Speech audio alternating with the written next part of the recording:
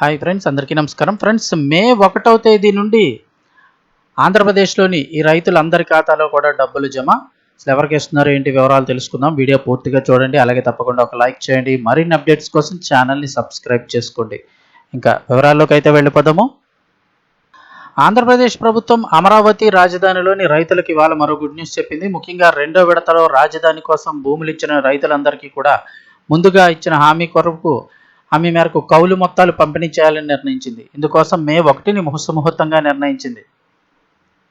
ఈ మేరకు వారందరి ఖాతాల్లో కూడా మే 1న నగదు జమ చేయనున్నట్లు మున్సిపల్ శాఖ మంత్రి నారాయణ ఒక ప్రకటనలో తెలిపారు.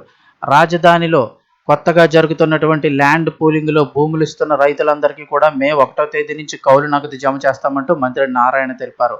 అమరావతిలోని సిఆర్డిఏ ఆఫీస్లో ల్యాండ్ పూలింగ్ కొనసాగుతున్న తీరుపై అధికారులతో మంత్రి నారాయణ సమీక్షించారు. అమరావతిలో international sports city, NR ring road, railway line, railway station కోసం 7 గ్రామాల్లో ల్యాండ్ పూలింగ్ అయితే కనుక కొనసాగుతోంది. వీటిలో భూ సమీకరణ ప్రక్రియను వేగవంతం చేయాలంటూ మంత్రి నారాయణ అధికారులకు ఆదేశించారు. ఇక అలాగే ఎంజాయ్మెంట్ సర్వే త్వరితగతిన చేయాలంటూ అధికారులకు కూడా సూచించారు మంత్రి. ఆయా ప్రాజెక్టుల కోసం మొత్తం 7 గ్రామాల్లో 16,667 ఎకరాల భూమిని ల్యాండ్ పూలింగ్ ద్వారా సమీకరించేలాగా సిఆర్డిఏ ఇప్పటికే ఏర్పాట్లు పూర్తి చేసింది. మొత్తం 8 ల్యాండ్ పూలింగ్ యూనిట్లలో ఈ ప్రక్రియ అయితే కొనసాగుతుంది.